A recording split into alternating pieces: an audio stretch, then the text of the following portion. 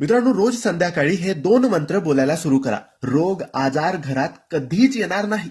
मित्रांनो, रोज संध्याकाळी किंवा सकाळी तुम्ही जीही सेवा मंत्र जप करत असाल त्या सेवेतच संध्याकाळी अगरबत्ती दिवा, जेव्हा आपण दिवा लावणीची वेळेला दिवा लावतो तेव्हा हे 2 मंत्र तुम्हाला घरात बोलायचे आहे. बाकी काहीच करायचं नाही, काहीच खायचं नाही, प्यायचं नाही, काहीच नाही. फक्त देवघरासमोर बसून हे 2 मंत्र तुम्हाला बोलायचे आहे आणि काही दिवसातच रोग आजार व्याधी दुखणं सगळं तुमच्या घरापासून बाजूला जाईल. बाधा असतील, अडचणी असतील, सगळ्या गोष्टींपासून तुमच्या घराचं, तुमच्या परिवाराचं रक्षण होईल. आता हे 2 मंत्र कोणते?